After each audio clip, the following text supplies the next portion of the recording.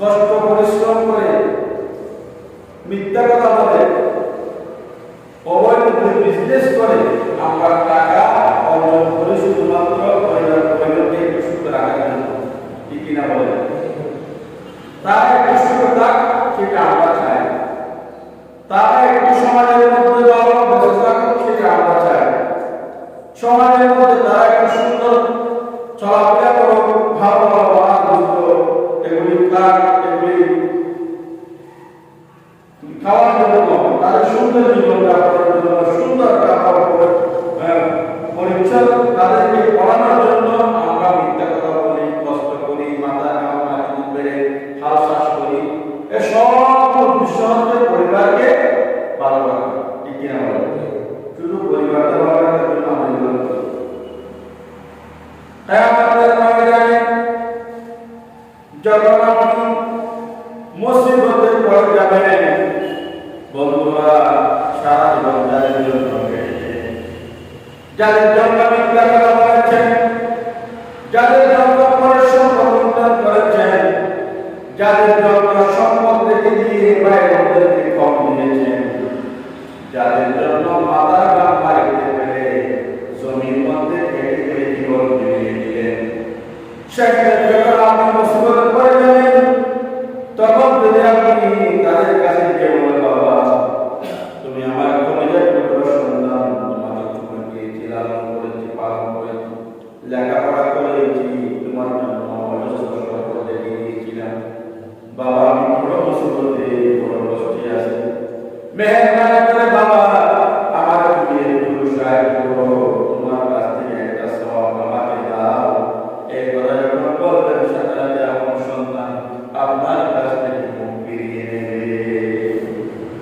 আর এই কষ্টের কথা আপনি যখন মুসিবতে পড়ে যাবেন, তখন যদি আপনার কাছ থেকে যাদের জন্য সাহায্য করেছেন, কেটেছেন, মিথ্যা বলেছেন, অন্যায় করেছেন, যাদেরকে সুখে রাখার জন্য, যাদের জন্য একটা সুন্দর বিল্ডিং, সুন্দর বাড়ি করার জন্য মিথ্যা কথা বলে জীবন শেষ করে দিয়েছেন, অন্তিম সময়ে গিয়ে আপনি তার কাছে কোনো সাহায্য পাবেন না।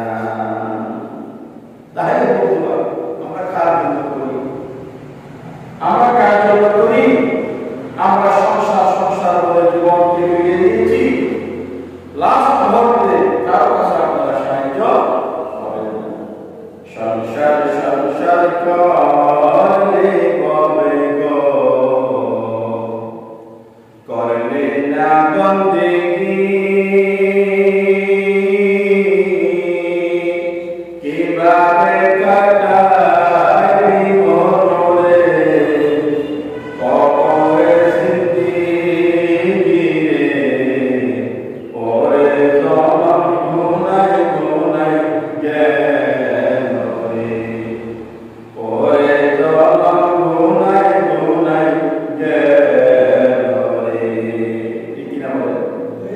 সারা জীবন এই সংসার জীবন দিয়ে দিয়েছেন, যৌবন শেষ করেছেন, বিদ্যুৎ শেষ করেছেন, অন্তিম সময়ে শেষ বিচারে সেই সন্তানের কাছ থেকে কোনো সাহায্য পাবেন না। ধন সম্পদের মায়ায় পড়ে গো, ডাকলি না মোরারে,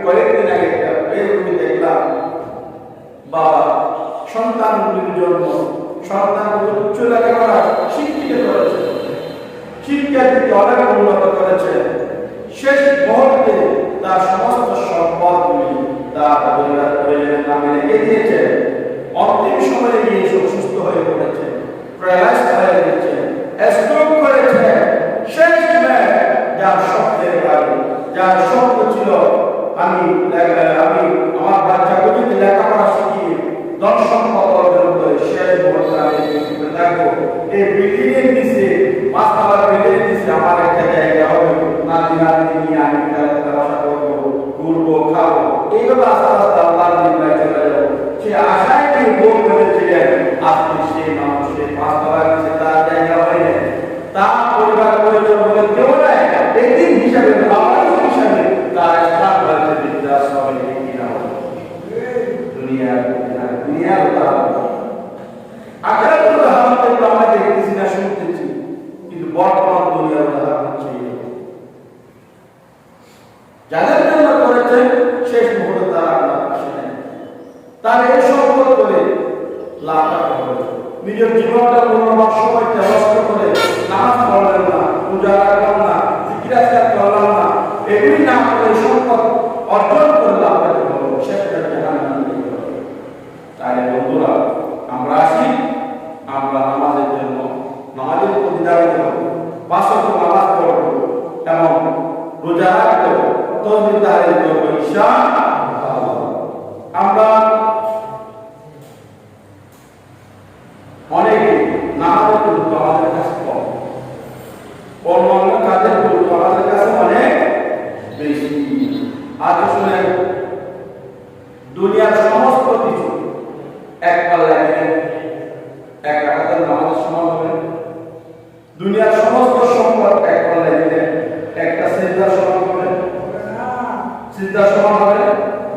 আমরা সারা জীবন এইগুলো নামাজ পড়তেছি, রোজা রাখতেছি, তসবিহ তাহলিল করতেছি, এগুলো আমাদেরকে আদেশ করেছেন আমরা পালন করব। ওয়াকিমিস সালাত, আল্লাহ তাআলা ওয়াকিমিস সালাত আল্লাহ বলেছেন আমাদেরকে, তোমরা সালাত প্রতিষ্ঠা করো, সালাত আদায় করো। ওয়াকিমিস যাকাত, তোমরা যাকাত সম্পদশালী হয়ে তোমরা যাকাত প্রদান করো।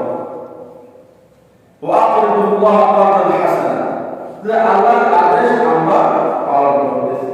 আদৌ আল্লাহ তাআলা যেভাবে নামাজ পড়তে বলেছেন সেই নামাজ আমরা পড়তে জানি। এক পাখি সারা জীবন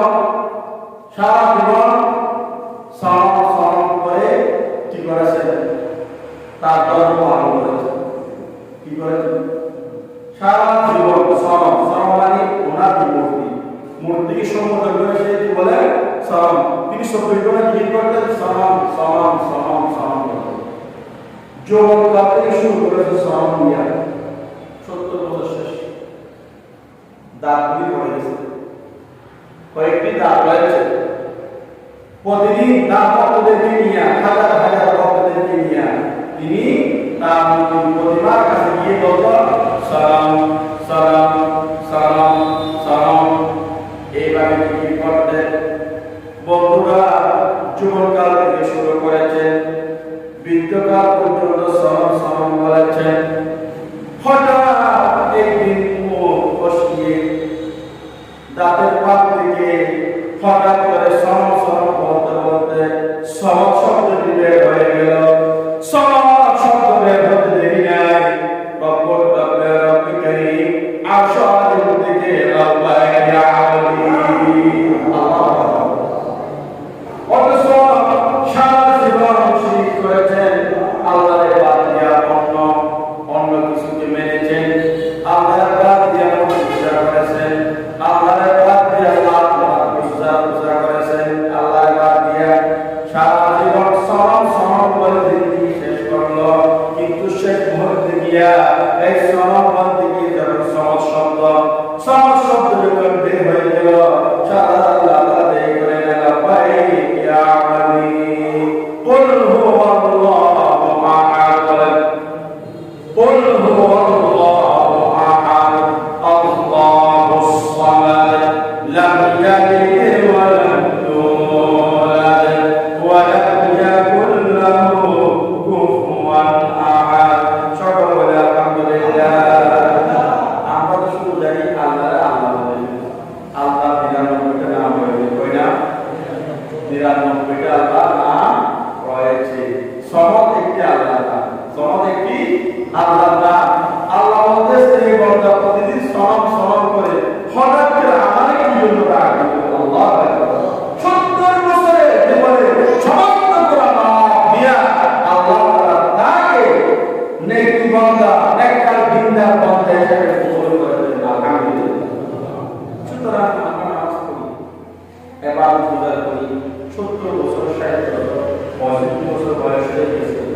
আদৌ তো জানি আমাদেরকে এই স্ত্রীটা কবল হয়েছে, যারা আছে না, তারপর আল্লাহ তাআলা আমাদেরকে আদেশ করেছেন ওয়াকিমুস সালাত, তোমরা সালাত প্রতিষ্ঠা করো, নামাজ পড়ো, রুকু করো, সিজদা করো, আমার দরবারে আসো। আমরা শুধু আল্লাহর হুকুম পালন করব, কি বাকি কবুল করা মালিককে আল্লাহকে আল্লাহ। পাঁচটি স্তম্ভের মধ্যে বুনিয়াদ ইসলাম আলা খামস, পাঁচটি স্তম্ভের মধ্যে প্রথমটি হচ্ছে কি ঈমান। কি না?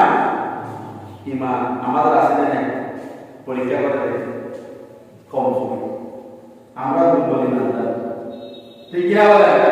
আমাদের ঈমান কি দুর্বল, মুসিবত আসলে আমরা ঈমান থেকে চলে যাব, ঠিক না? এরকম ঈমান মুসলমান আমাদের ঈমান খুব দুর্বল। আর ঈমান কি শক্ত,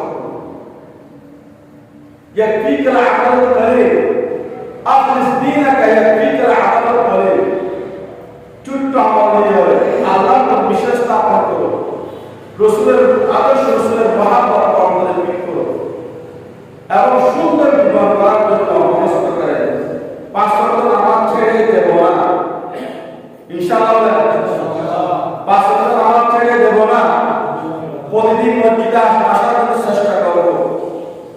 আমাদের এই দেশে এই পৃথিবীতে ইসলাম কায়েম হয়ে যেত জুমার সালাতে যেভাবে মসজিদে আসে, কোথায় জুমার নামাজে যেভাবে মসজিদে আসে এইরকম মুসল্লি দিন দেখবেন ফজরের সালাতের সময় আসে।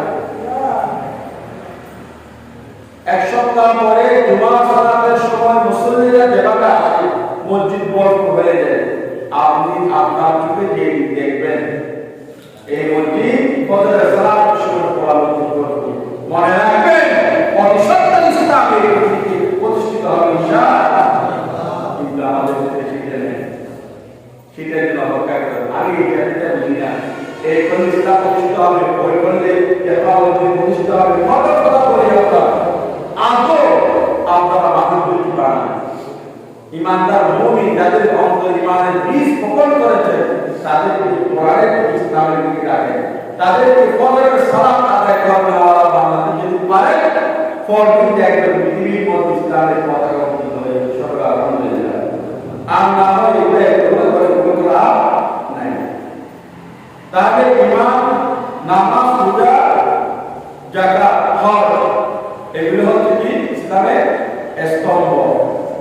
হজ এবং যাকাত আমরা গরিবরা খুব সহজেই দেশে দিতে পারবো ইনশাআল্লাহ, সহজ।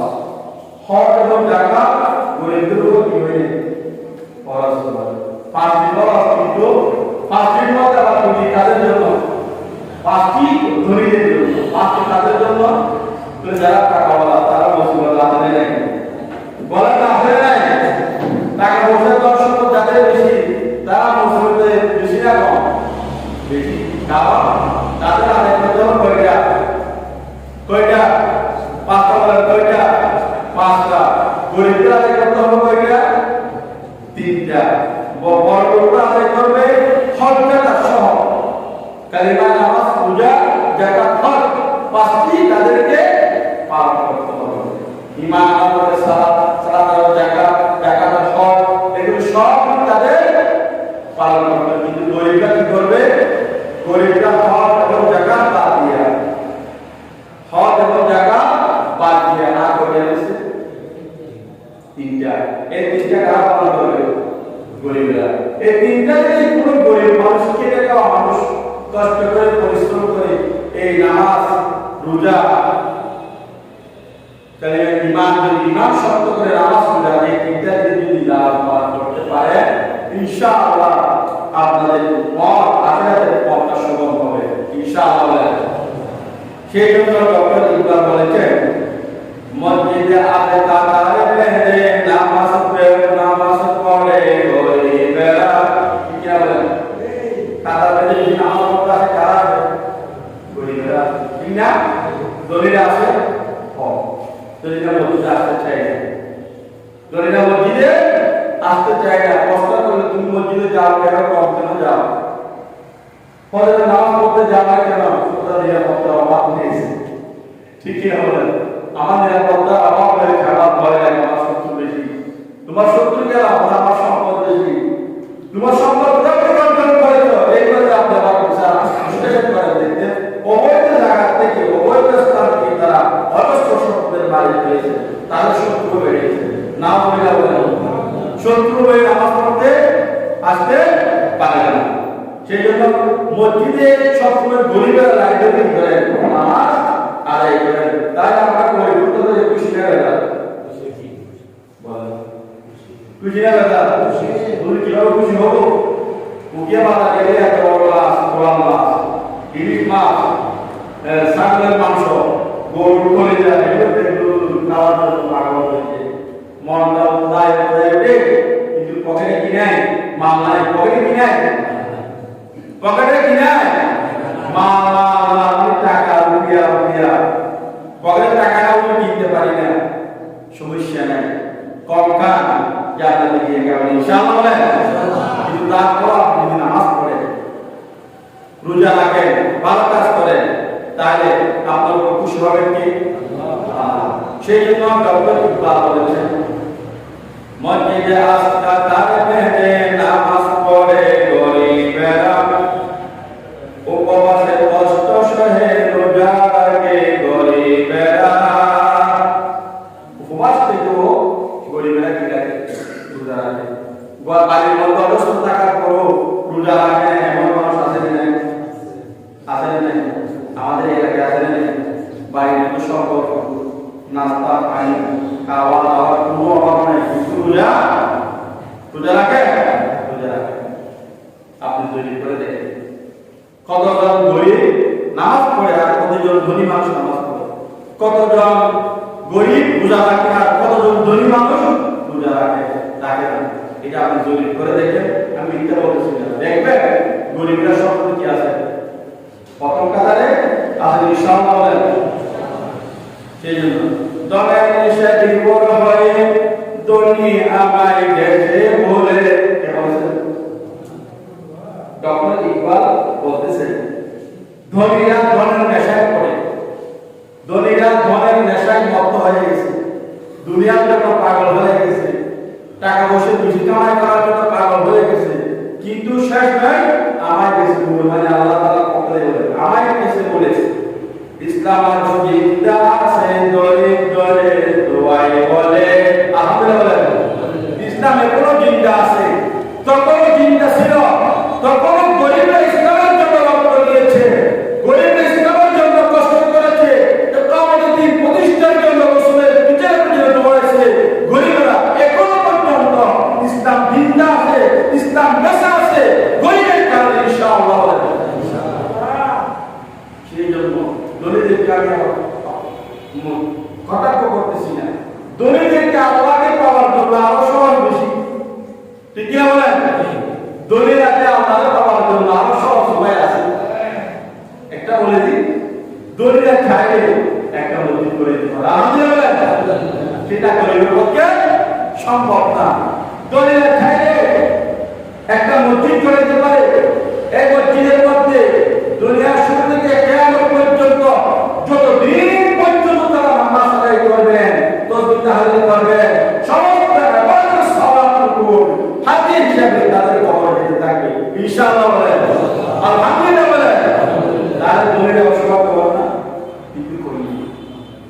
কিন্তু আদায় করি না একটা মসজিদ করে দেন একটা মসজিদ করার সময় আপনি 1 কোটি 5 করা 10 করা একটা জায়গা দান করেন একটা মসজিদের জন্য ফ্যান করে দেন একটা মসজিদের টিউবের ব্যবস্থা করে দেন এটা কারা করতে পারবে দলিলরা কারা আপনারা খুব খুশি হয়েছেন আমরা 3 টাকা করে তুলে দাও দলিলরা আমাদের জন্য থাকবে না ওই রকম দলিল যারা এই কাজগুলি করবে তারা দলিলে যাবেন না সহজ আলহামদুলিল্লাহ আপনি যে হজ করেছেন টাকা পয়সার অভাব নাই একজন গরিব মানুষ হজ করতে পারবো না আপনি যে বললেন না আমাদের 50,000 টাকা নেই আপনি গরিব মানুষ আপনার মনে বড় আশা আপনি দরিদ্র মানুষ নামাজি মানুষ আপনি স্বপ্ন মসজিদে আসেন স্বপ্ন মসজিদে মুসল্লি আমি গরিব মানুষ আল্লাহ আমাকে দিয়েছে অবস্থা দিয়েছে আমার এই সম্পদ থেকে আপনাকে 50,000 টাকা দান করলাম এই 50,000 টাকা সহ আপনি 50 হাজার টাকা প্রত্যেকে দিয়ে আপনি পাচ্ছি খানে খাওয়া দাওয়া মেয়াদ করে আলহামদুলিল্লাহ বলেন তারা ব্যবসা দেওয়ার জন্য সহজ করি দরিদ্রের জন্য সহজ করি সহজ কিন্তু আমরা করি করে করি বসে দেওয়ার জন্য আমরা কৃপণতার জন্য অনেক করতে পারি না অনেকের টাকা আছে কিনে অন্তর নাই টাকা আছে অন্তর নাই অনেকের টাকা নাই কি আছে অন্তর আছে ঠিক আছে আলহামদুলিল্লাহ বলেন আমাদেরকে সবাইকে দিল আমি বলেন আর জোরে বলে আমি আমরা একটু গরিবদের মসজিদে আসলো পকেটের মাত্র দিয়ে 20 টাকা নিয়ে অত বন্ধুকে নিয়ে যখন আমরা হোটেলে যাই ওখানে কি বাসন্তী খেতে কি আছে হোটেল আছে ও বন্ধুকে নিয়ে গেলে বিরিয়ানি খাওয়ার জন্য মাটন বিরিয়ানি খাওয়ার জন্য ফল 200 টাকা করতে হয় কয় টাকা মিনিমাম 300 300 তাহলে বন্ধুকে খাওয়ানোর জন্য বাইরে খাওয়ানোর জন্য পরিবারের জন্য লক্ষ টাকা ব্যয় করি এই মসজিদ মাদ্রাসার জন্য কোরআনের জন্য ইসলামের জন্য আমরা কোনো টাকা পয়সা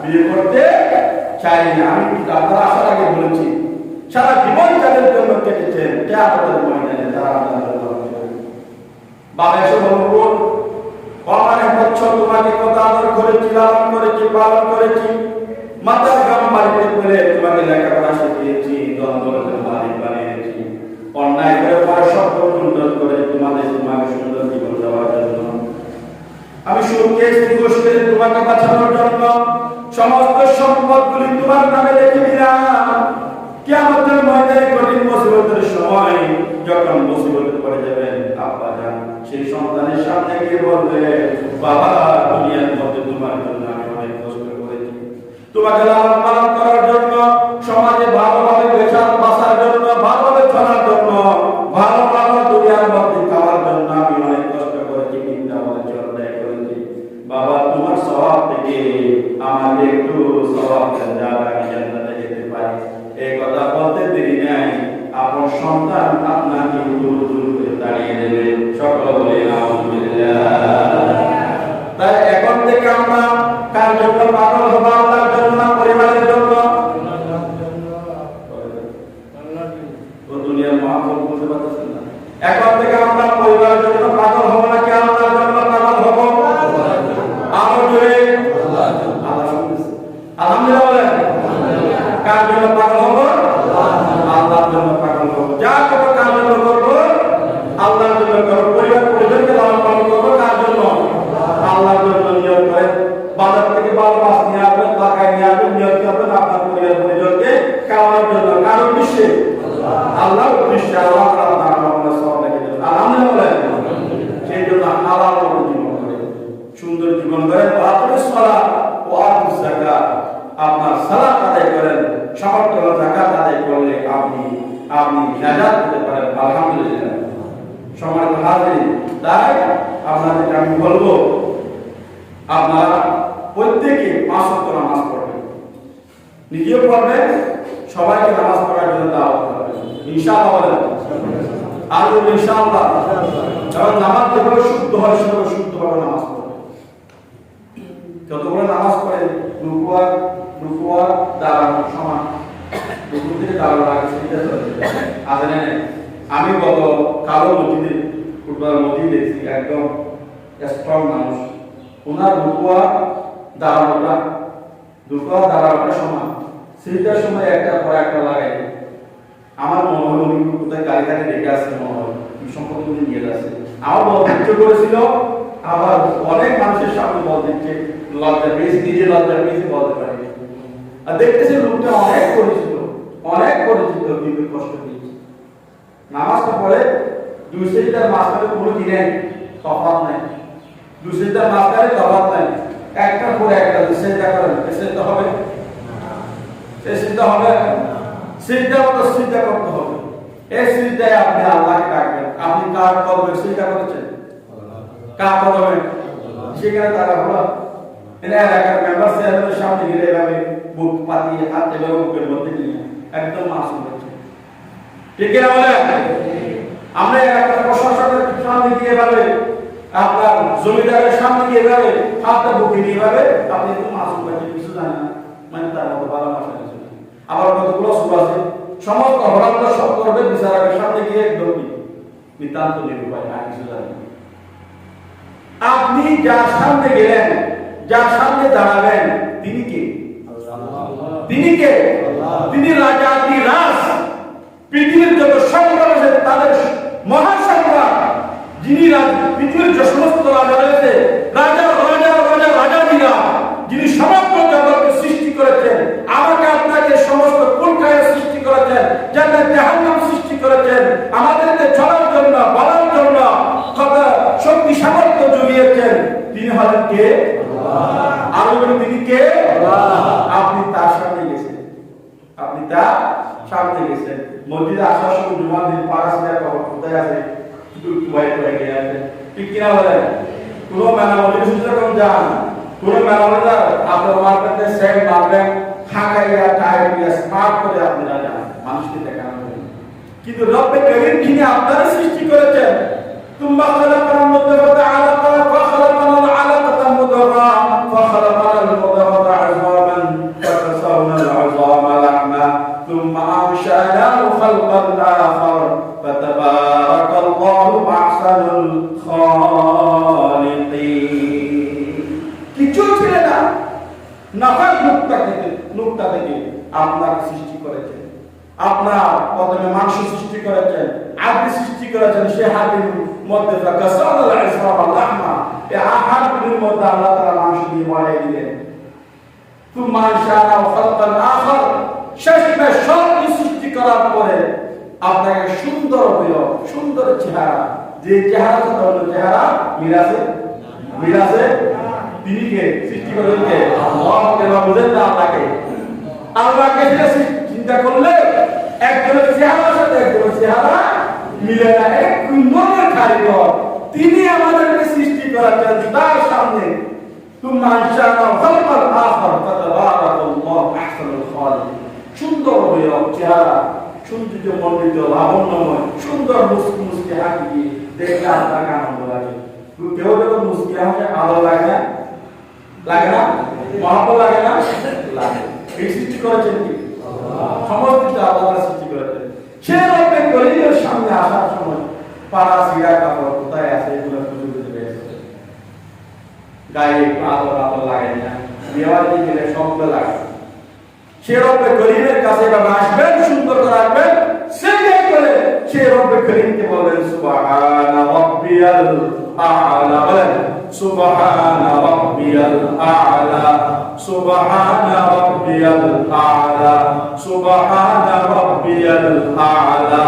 সুবহান, তুমি পবিত্র, তুমি পবিত্র, তুমি পবিত্র, তুমি পবিত্র।